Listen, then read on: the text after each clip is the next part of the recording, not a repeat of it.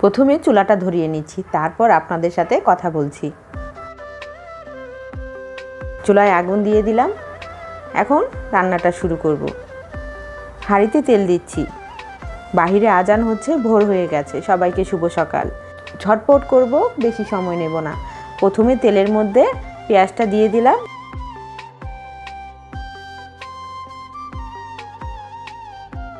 দিলাম তেজপাতা, এখন দিচ্ছি গরম মশলা। এটাকে আমি ভালো করে একসাথে ভেজে নিচ্ছি। এই রান্নাটা খুবই সহজ। হয়ে গেছে আমার ভাজা। এখন দিয়ে দিচ্ছি আদা বাটা। আদা বাটাটা এটার সাথে ভালো করে মিশিয়ে নিচ্ছি, যেন গন্ধটা না থাকে। এখন আমি এতে পানি দিয়ে দিচ্ছি। 1 কেজি চালে 1.5 কেজি পানি। পানিটা আগে থেকে গরম করে নিয়েছি, গরম পানি দিলে ভালো হয়। এখন দিচ্ছি লবণ। লবণটা আন্দাজ মতো দিয়ে দিবেন, আমি আইডিয়া করে দিয়ে দিলাম। নেড়ে চেড়ে এখন আমি এটা ঢেকে দিব। পানিটা ফোটা অবধি অপেক্ষা করছি। চালটা ধুয়ে রেখেছি, পানিটা আমার ফুটে গিয়েছে। এখন এতে আমি দিচ্ছি কাঁচামরিচ, কিছুটা কাঁচা পেঁয়াজ। এখন দিচ্ছি চাল।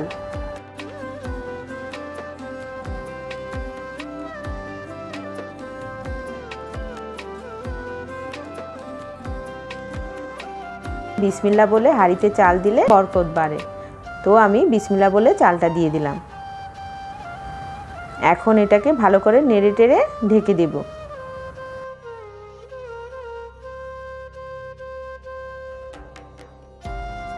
পোলাওটা প্রায় ফুটে এসেছে।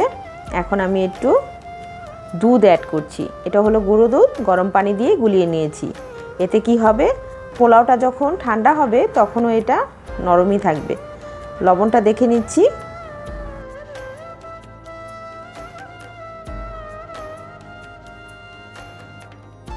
আগুনটা একটু কমিয়ে দেব, মৃদু আঁচে 10 মিনিট রাখবো।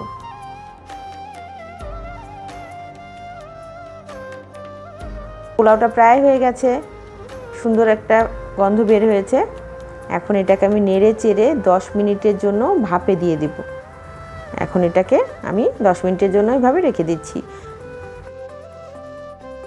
কড়াইটা চুলায় দিয়ে দিলাম। এখন তরকারিটা রান্না করব। তেল দিয়ে দিচ্ছি। তেলের মধ্যে তেজপাতা, পেঁয়াজ, গরম মশলা, লবণ, এগুলোকে একসাথে ভেজে নিচ্ছি। আমি রান্নাটা খুবই ঝটপট করব, তাই আপনাদেরকেও খুব ঝটপট দেখাচ্ছি। পেঁয়াজটা ভাজা হয়ে গিয়েছে। এখন আমি এতে পেঁয়াজ, টমেটো আর কাঁচামরিচ ব্লেন্ডার করে নিয়েছিলাম, সেটা দিয়ে দিচ্ছি। দিচ্ছি আদা ও রসুন বাটা 2 চা চামচ,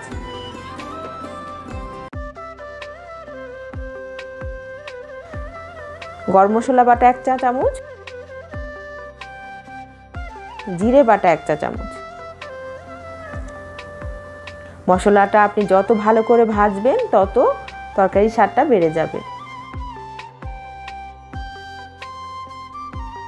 হলুদ গুঁড়ো 1 চা চামচ, মরিচ গুঁড়ো 3 চা চামচ,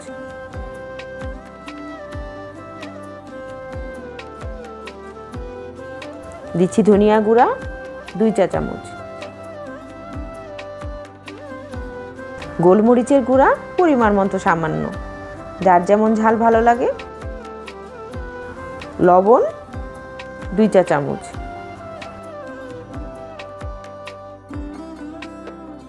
এখন এটাকে আমি ভালো করে মিক্স করে নিচ্ছি।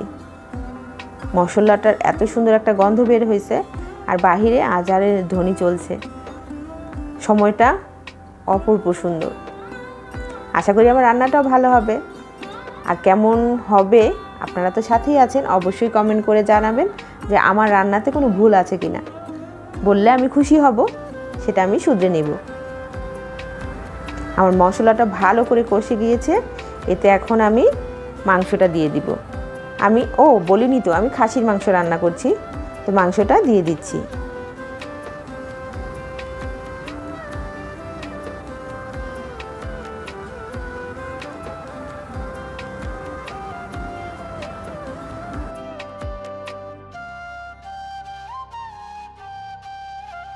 রান্নাঘর যত পরিষ্কার থাকবে রান্নাটা করতে ততই ভালো লাগবে। সাথে একটা ভিজা কাপড় রাখবেন, সাথে সাথে মুছে নেবেন।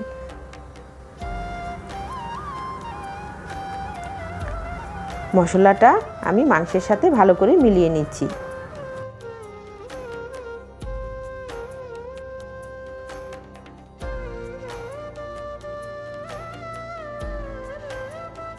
এখন আমি এটাকে ঢেকে দেব।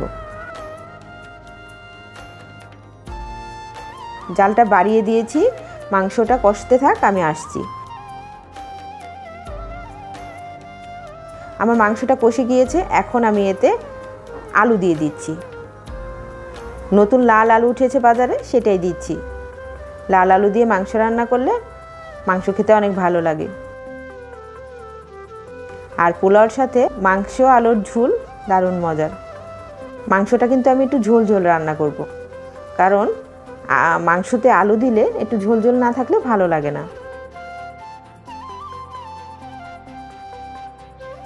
আলুটা মাংসটা কষে গেছে, এখন আমি এতে পানি দিয়ে দিচ্ছি। লবণটা দেখে নিচ্ছি, লবণটা ঠিক আছে। এখন আমি এটা ঢেকে দিচ্ছি।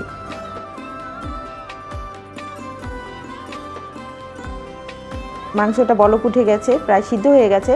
এখন আমি এতে কাঁচামরিচ দিয়ে দিচ্ছি। আগে আমি বাটা কাঁচামরিচ দিয়েছিলাম, এখন আস্তা কাঁচামরিচ দিচ্ছি। তেজপাতাগুলো ফেলে দিব। তেজপাতা তেজপাতা, তেজ করো না তোমার সাথে আরই আমার, কাউকে বলো না।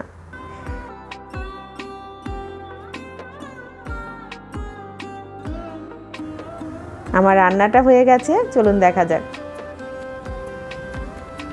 কেমন হয়েছে আমার রান্নাটা, অবশ্যই জানাবেন।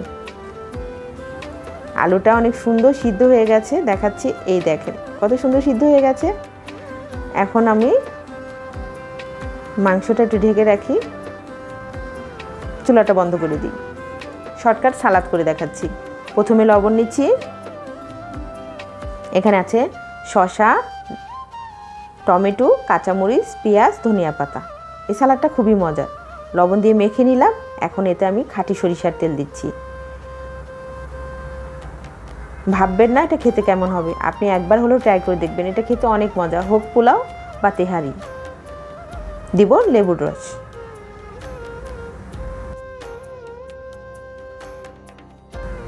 এখন এটাকে আবার একটু নেড়েচেড়ে মাখিয়ে নিচ্ছি।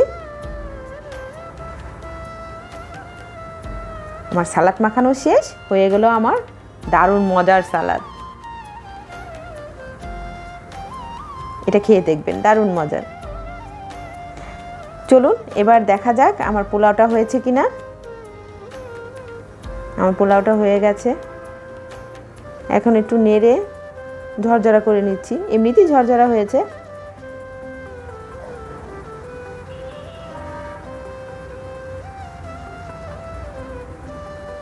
দেখলেন তো, দেখেন নরম হয়েছে কিন্তু ঝরঝরা আছে, এই জন্যই গুঁড়ো দুধটা গুলিয়ে দিতে হবে। মাংসটা হয়ে গেছে, কেমন হয়েছে বলেন তো। এখন আপনাদের এটা আমি ঢেলে দেখাচ্ছি। আমার রান্নাটা যদি আপনাদের ভালো লাগে তাহলে আমার এই ভিডিওটা করা সার্থক, কারণ ভিডিও করতে অনেক কষ্ট। যারা আমরা ভিডিও করি তারা সবাই জানি ভিডিও করতে, এডিটিং করতে অনেক কষ্ট হয়।